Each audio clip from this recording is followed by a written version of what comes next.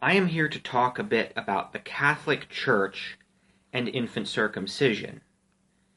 Now, we know a lot about Christianity, right? Paul calls circumcision mutilation in Galatians. The Gnostic Gospel of Thomas, Jesus says, if children were meant to be circumcised, the fathers would beget them in their mother's womb that way. That's pretty impressive. Unfortunately, mainline Christianity does not consider that to be a canon work. Make of it what you will. Martin Luther, I believe, thought that circumcision was satanic. I think he wrote about it in one of his works. But I'm talking about specifically the Catholic Church, and even then, I don't mean to dwell on certain aspects of it too long. We know about the Cantate Domino and the papal bull on communion with the Copts by Pope Eugene IV in 1441, the Council of Florence. I remember when I heard there was a papal bull against circumcision, I was a bit skeptical. I didn't doubt that they had probably spoken against it. But no, there is a papal bull against infant circumcision. The documents say that it's inappropriate both for those who have faith in it and those who do not, and cannot be practiced without loss of salvation. That's pretty solid there. Those who have faith in it, they're talking about Judaizer heretics. But those who do not have faith in it, they're talking about circumcision for any other reason. And this cannot be engaged in without loss of eternal salvation. All the way up to 1952, where Pope Pius XII talked about circumcision as being unacceptable. And keep in mind, this was in the age of... Now we're in the age of medicalized infant circumcision happening in hospitals in America, and at the time in some of the Anglophone countries. And this is happening, we have these quite ironclad statements against circumcision coming from the Catholic Church.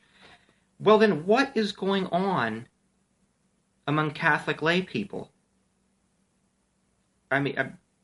Obviously, probably not Hispanic Catholics, but your regular white European Catholics probably have a circumcision rate that is close to that of the overall prevalence.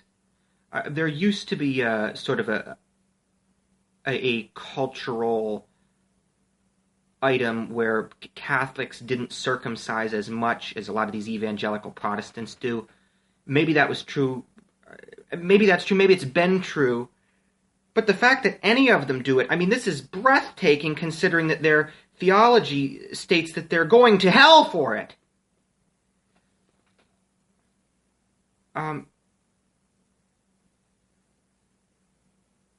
So my question is this being transmitted to the lay people?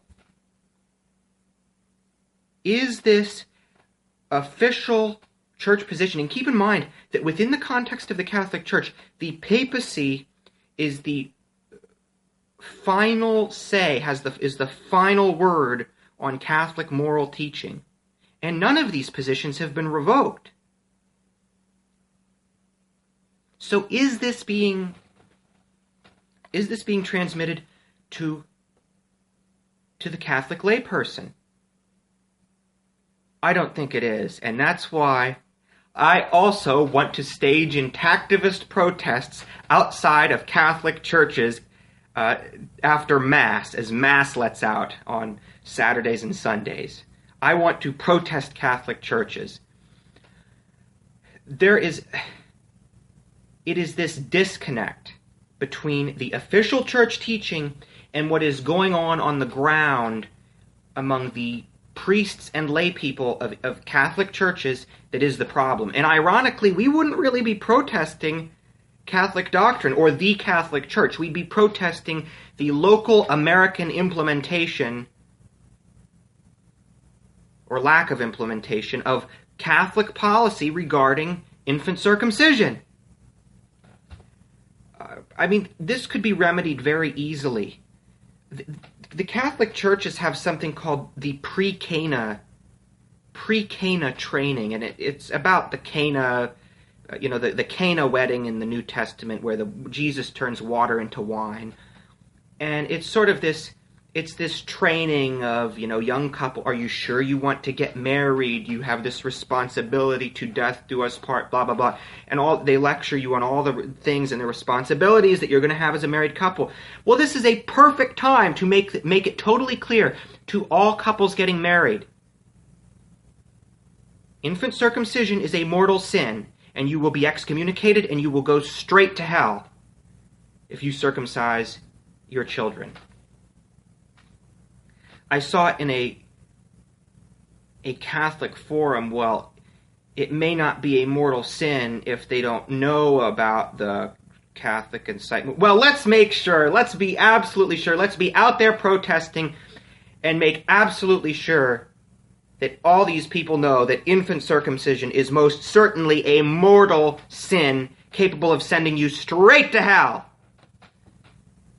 I actually may personally contact my local diocese and ask them what the heck is going on in regards to infant circumcision. Are they addressing it at all? Are they addressing it during the pre-Cana? They're obviously not really. They're not addressing it in mass. I think they may actually have an obligation to, especially if this policy gets implemented. Because we won't be able to catch all the people who are about to get married. This would be for the people who are going to get married. And can you imagine how this is going to go over in a church that has probably circumcised large numbers of its children, how the congregation is going to react?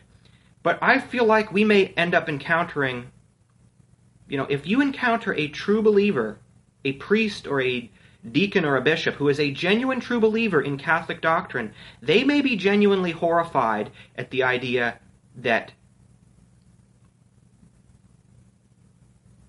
papal bulls threatening damnation have been violated and continue to be violated, and may actually react quite staunchly to fix this problem.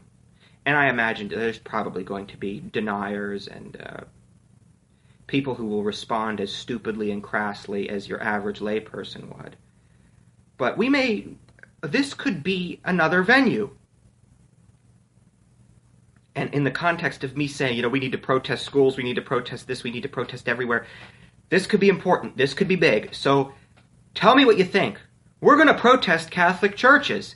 Hold their feet to the fire and make sure that their congregants are not committing mortal sins of infant circumcision that would send them straight to hellfire. Tell me what you think.